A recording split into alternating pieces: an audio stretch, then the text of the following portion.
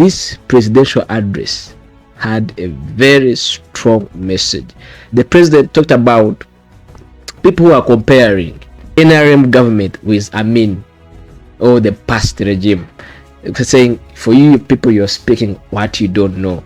To the people assaulting NRM supporters, like pushing them to remove clothes and dressing them in public. People assaulting military or people who are armed. People who are armed. Police officers, military officers, please stand warned. Media. Media here, the president has praised CDF, General Muhoozi Kainerugaba, for his approach on Uganda's media landscape to promote a good PR. On the jailed opposition leader, retired Colonel Dr. Kizza Besigye. President says, why is Dr. Besigye committing crime and shielding behind the law? Please allow the law take its course. Allow to be tried by the competent court. Allow to face the law.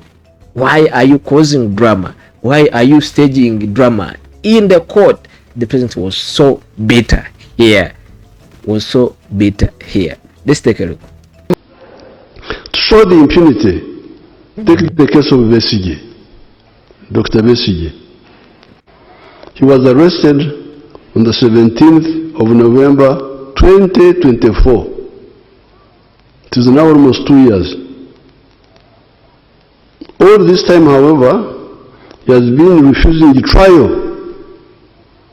misusing the legal system. Why would this great Democrat and human rights fighter spend so many calories on refusing to come to trial, where he has got opportunity to prove his innocence and expose the undemocratic behavior of the dictatorship of Museveni and his family? What is the problem? Because the dictatorship of Museveni and his family is imprisoning Besigye wrongly. Come to the court and expose it. Why do you spend so much time avoiding court?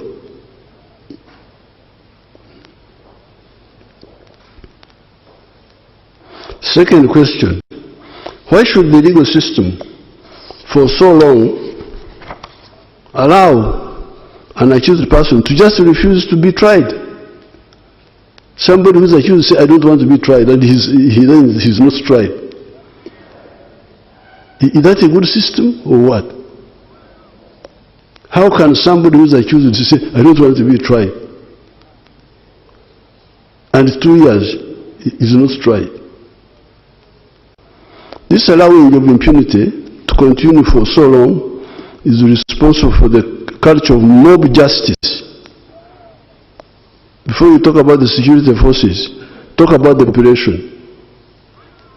Why do the population take the law in their own hands? Why?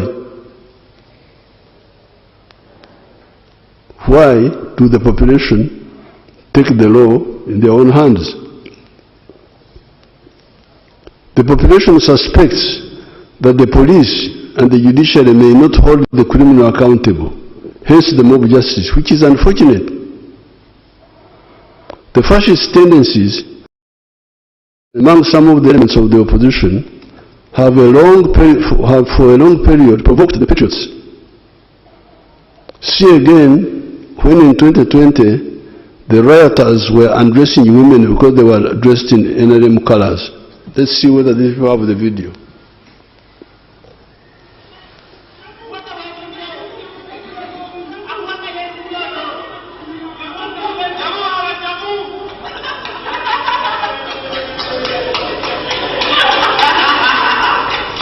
Freeze that, freeze it, bring it back.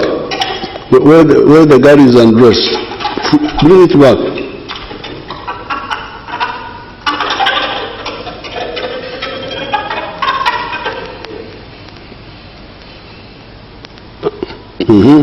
When she is actually undressed, a bit forward, you idiot.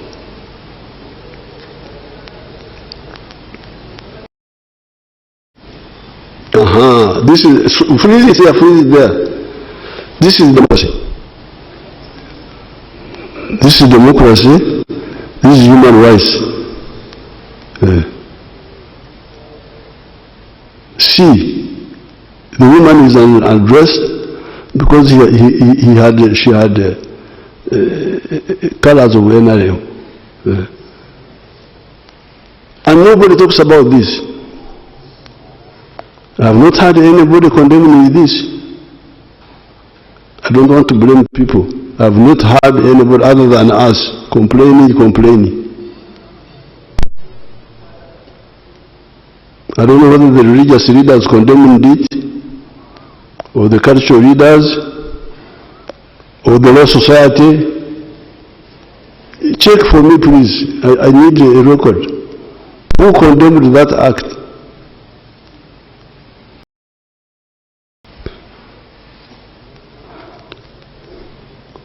See the picture when an armed policewoman was attacked by the hooligans. Let's see another picture.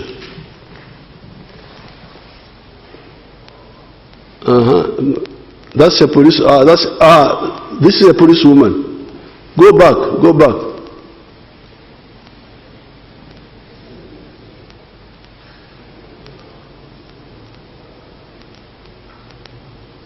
The policewoman was trying to remove the thing which they had put on the road. See the person, and she was not armed. See, you show. Go back and start.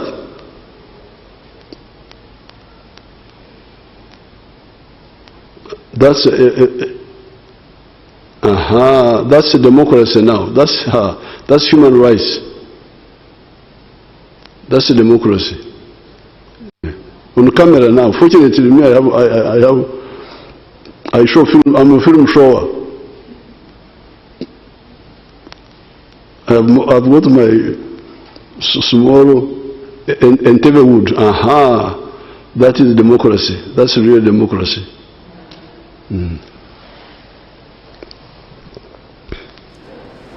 See, quite often you have had slogans. Tugenda kuocha Kampala. How many times have you heard that? How many times have you heard that? If you want to go to heaven, that is. If you want to go to Gehenna, of course you will deny. But I'm sorry,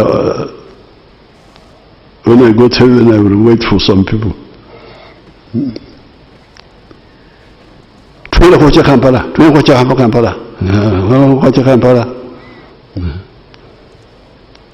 We are going to ban Kampala. What did the slogan Taja Kulaira mean?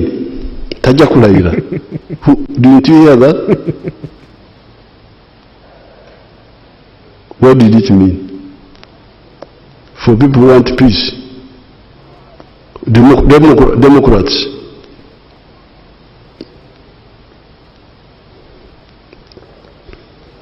The translation is the elected president of Uganda will not be allowed to swear in. How will you stop the swearing in except by violence if you are not using the courts? If you are not using the courts, how will you stop the swearing in? By violence. That's what they were planning, which they tried to do, but we defeated it. All these schemes will defeat them. Tukona kucha Kampala, they can't ban it. Tajja kulayira, musajja alayira. But who are these who plan? We know them, of course. And the commentators, the ones who are talking about, why don't you, especially maybe the foreigners don't know, who don't know our language. But our people here know. Why do they allow people to talk like this and they don't caution them? I have not heard anybody cautioning these authors of this. I have not heard it. But now I'm telling you, because of course we have been following everything.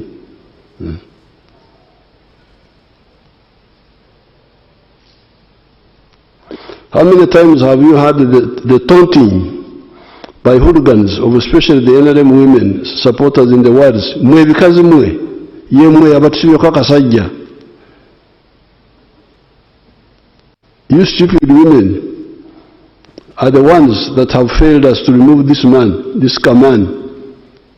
They don't even call him a man, Kasajja. The Kaman. It is the democratic right of those women to kubasibako the Kasajja if they support the Kasajja. That's what the democracy means, please. Because we wagira Kasajja, muleke because we wagira Kasajja kabyo. Who persuaded them? But to harass our people, those who are, of course some of them paid, because when they rioted on the 18th of November 2020, Kaselu Mumba here, the Minister of ICT is here. She came in Karamoja, she was shaking. People are writing in Karamoja, what are they doing? They are attacking people, so you keep quiet. They will lose appetite for attacking them. She's here, she can be a witness. Gusirika. They will stop. But the arrested opposition lawbreakers may not get bail because they threaten the security of the witnesses. Because some people have been saying, you give these people bail, give them bail. Yes, but because they are not Democrats, when we release them, they attack the witnesses. You cannot have democracy without people with the spirit of democracy, with fascists.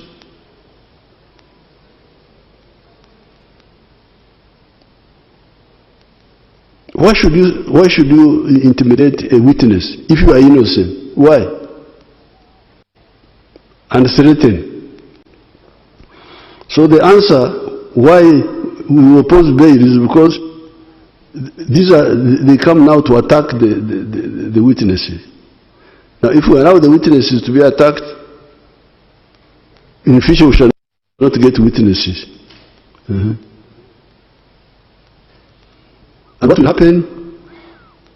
The security forces can even start doing other bad things, like if they are blocked, the legal way is blocked, they can start extrajudicial executions, shoot somebody, say, oh, he was running away, he was escaping, we shot him.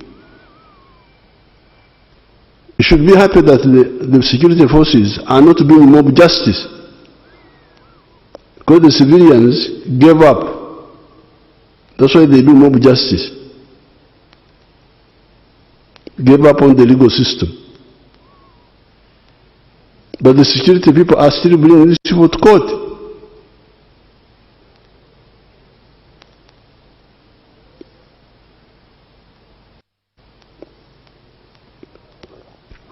The arrested opposition lawbreakers may not get bail because they threaten the security of the witnesses. It is this undemocratic culture of some of the opposition elements that has been provoking the security forces to fill these gaps. Therefore, what the security forces have been doing recently is not a regression in the fight for freedom. Because that's what the Inter-Religious Council were worried about. They thought that Tudaye Mabega. It is not a regression at all.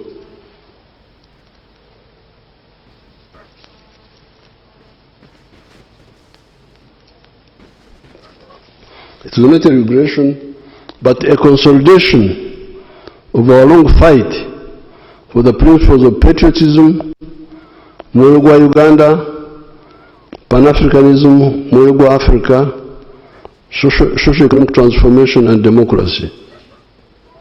Indeed, General Muhoozi recently pointed out one useful fact. He said many of these people, Ugandans, including those who criticize the NRM, go to Dubai, UAE, where the press is disciplined, And they appreciate. You cannot find in Dubai the press doing what the press does here. And they appreciate. That's why they are going to Dubai. I had never heard of Dubai until 1980 when we removed Amin. That was Dubai. What is Dubai? That women were getting cheap products there and so on. How does the press there conduct itself? Does it conduct like the ones in Uganda here? That's what one point General Muhoozi pointed out. And then you say, but why do they not want the same here? That was Muhoozi's question. If you think what happened to Dubai has helped to Dubai, why don't you want the same here? Therefore, those who have been putting forward the slogan Bizemu, you know, they are good at bringing slogans which are just empty. Bizemu. Ebyedda. Kidnapping people and so on. Bizemu. Meaning, the bad things of the past have come back, are wrong.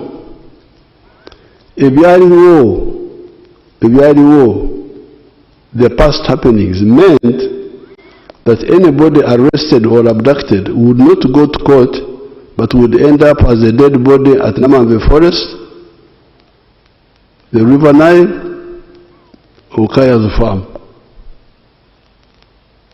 So to have somebody arrested and taken to court, and then you say Bizemu, you are really deceiving yourself. You are dishonest. Oh, you want to see the pictures of Ebyaliwo? Let's see the pictures of Ebyaliwo.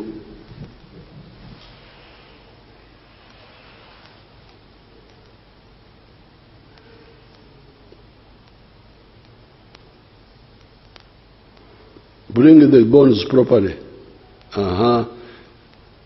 Bring the Obuango, the skulls. Bring them in the center of the picture. Freeze there. Go back a bit.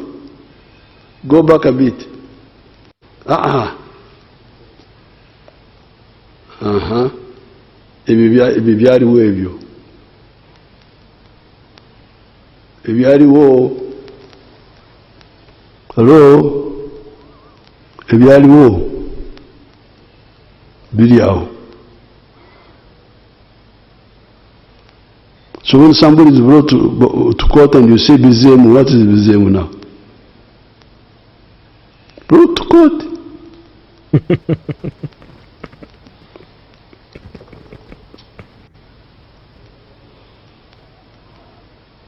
On the contrary, here you see Besigye creating scenes in the courts of law. You see Besigye creating scenes. It's like a theater.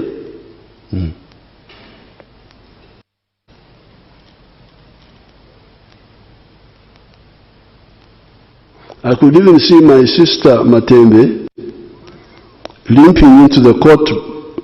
When she was coming in the court, she came limping. I was worried, but forgot to limp.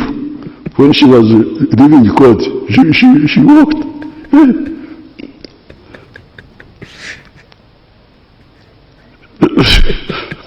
She had forgotten to repeat the scene. I saw the video. Therefore, those who want to know the truth, wait for the trials of the accused people. That's what you should do. You should all be demanding abantu mbalete mu kooti tuwulire amazima. Omulimba ali ludda wa? That should be the demand. Naye nantagambwako tembakwatako. Prison, I was in prison 8 times in Tanzania. There is no prison which I don't know. 8 times. Bukoba, three times, Mwanza, Tabora, Central Police. I was in those police for nothing. Because there are people who are against us. Although Marimu was supporting us, there were people who are against us. If you arrest me for nothing, I will prove my case.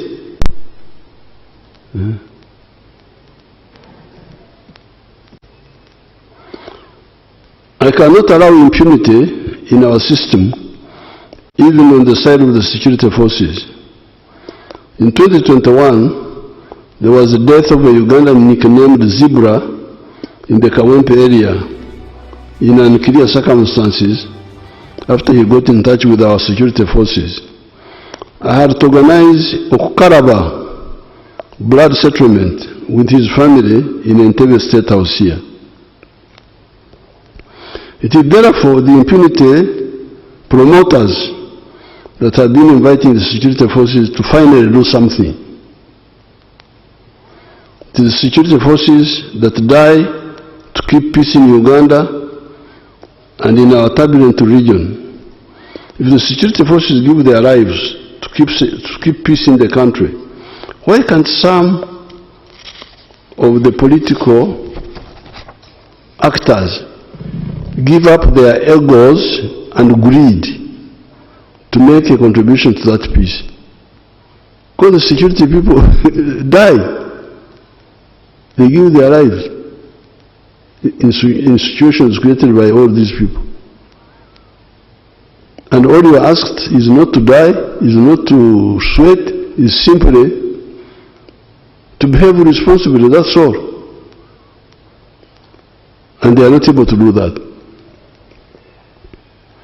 It is therefore, in order for us to insist on full accountability and no impunity for our words or our actions.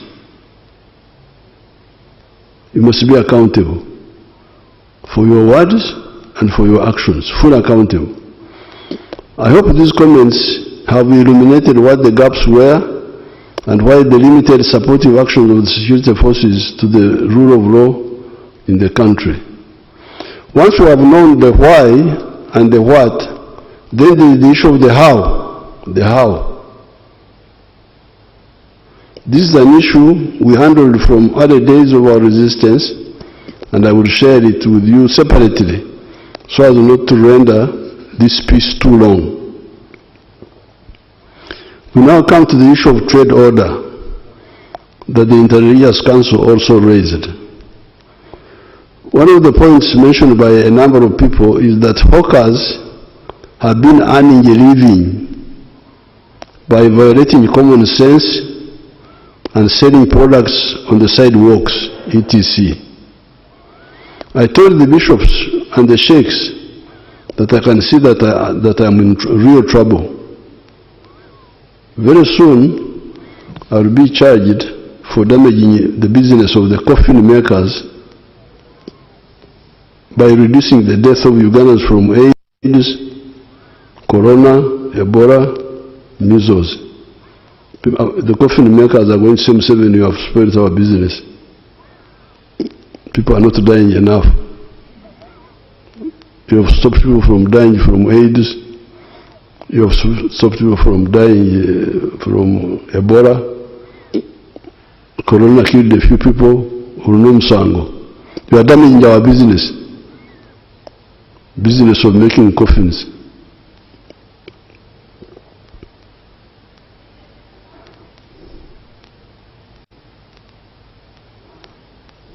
Yes, the coffin makers will lose business because it was a bad business that was at the expense of society.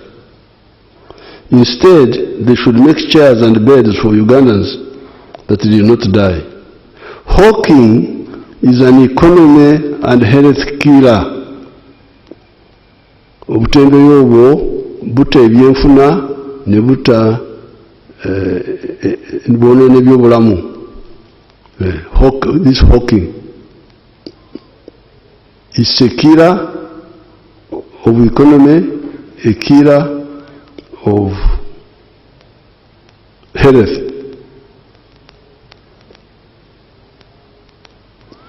It kills the economy by denying the users of the shops and the markets business, because customers buy from the hawkers who do not pay tax, because they are not identifiable. They are not identifiable. They do not pay rent. The people in the shops are paying rent. They are paying taxes. These ones are selling without paying tax, without paying rent. What sort of economy is that? They do not, how will the economy survive if people do not pay taxes on rent or pay taxes on sales? Because when I sell, I pay tax. I also pay tax on rent. Now, if those are not there, how will the economy survive?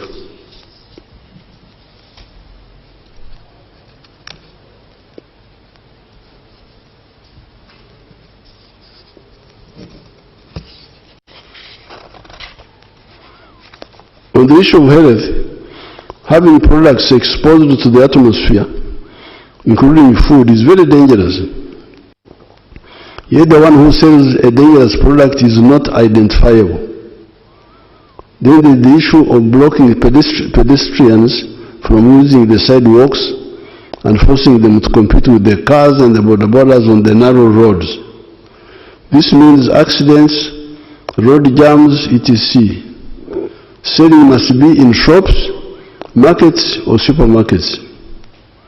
Even there, you must be registered so that you are accountable for what you sell, and you also pay tax. The local governments should look into the possibility of giving land for workplaces for the hawkers that have been sent away from the sidewalks. However, even there, everybody must be licensed, identifiable, accountable, and must be paying taxes. Coming to the issue of the wetlands, this shows you how unpatriotic some Ugandans can be. Who does not know what a wetland is?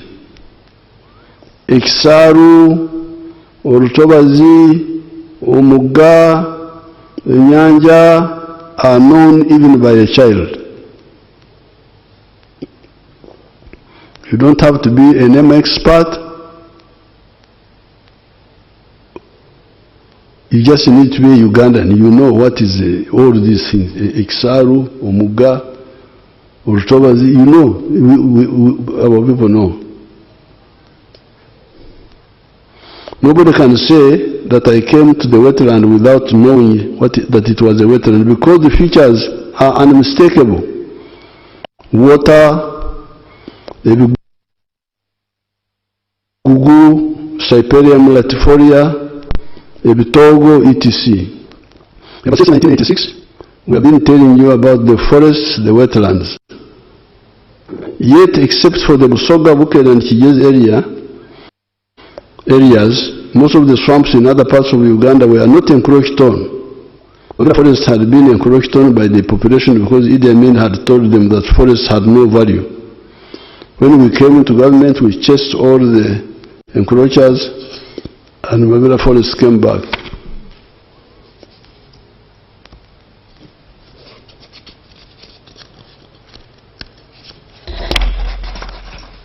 However, these days when I fly over Mabera forest, I see some smoke in the forest here and there.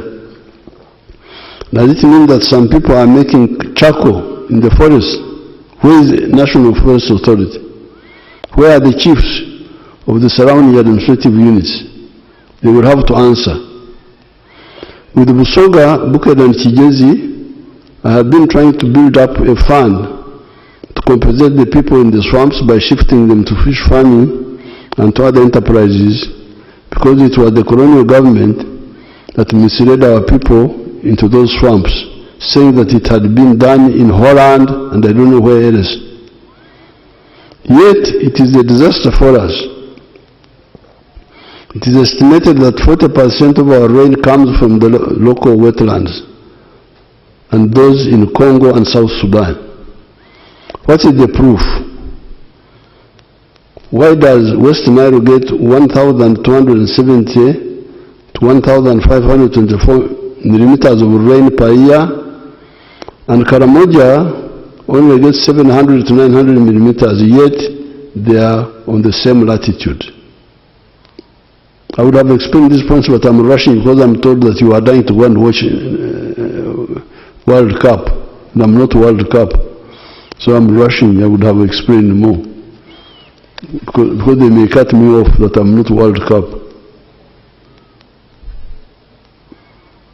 The answer, why Karamoja gets less rain than West Nile, the answer, the swamps in South Sudan and Congo. Why does Karangara get 2,000 to 2,090 millimeters of rain per year? The answer, the water of Lake Victoria that evaporates and reinforces the moisture from the oceans. Who then has a right to ruin our heritage of this abundance of water and our future? There are those who say that they were allowed by government authorities to ruin the wetlands. Did those who allowed them do so rationally and illegally? We shall study those excuses and decide on the way forward for those mistake makers. However, the operation to restore the wetlands and protect our natural forests will continue. I appeal to the Ugandans to participate in the NRM Baraza. Well, key points take away from the address. Trade order to continue.